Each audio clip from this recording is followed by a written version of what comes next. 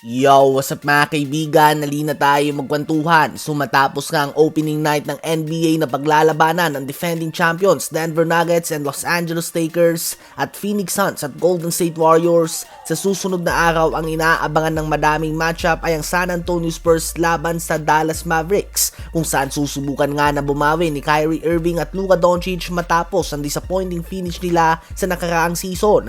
Sa game na ito ay magaganap na din ang highly anticipated NBA regular season debut ng number 1 pick at tinatawag na madami bilang ang alien Victor Wembanyama. Kahapon nga kontra sa Warriors ay napanood natin kung paano niya pinahirapan ito sa depensa. Si Wiggins nga ay inulam nitong si Wemby. Ang former number 1 pick ay hindi nga makaporma kay Wembanyama. 3 beses nitong tinapalan si Andrew Wiggins na tila ba hindi ito isang all-star caliber player.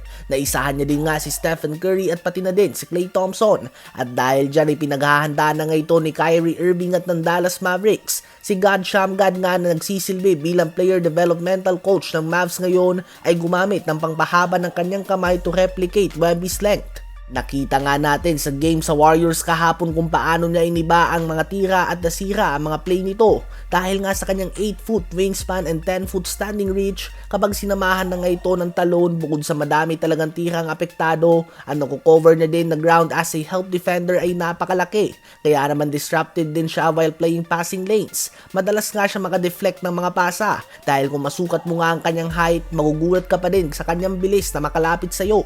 Well, si Kyrie Irving nga ay probably ang best finisher ngayon sa NBA with a very smooth handle and finishing touch around the rim. Titingnan nga natin kung maaapektuhan ba siya ng haba ng kamay ni Wemby. And one amazing thing lang mga kaibigan, artificial lang ang pangpahaba ng kamay ang gamit ni Shamgad, ngunit mas mahaba pa din dito ang abot ni Wemby. So very exciting nga yan. Agad masusubukan si Wemby kay Kyrie at Doncic na mahilig basayawin ng kanilang mga defenders. Ano ba masasabi nyo tungkol dito? Habang noong isang araw naman sa preseason game ng Lakers at ng Phoenix Suns, si KD nga ay nagtala ng 21 points sa loob lamang ng first half. At isa sa mga puntos na dito ay ang very tough and heavily contested mid-range jumper over Austin Reeves. At matapos ito ay sinigawan pa nga ni KD ang Lakers bench na wag daw si AR-15 ang ipapatao sa kanya next week. At sinundan pa nga ito ng too small sign, kaya naman tinulak na lamang ito ni AR-15. Sa mga nagtataka, next week nga ay muling magkikita ang Lakers at ang Phoenix Suns.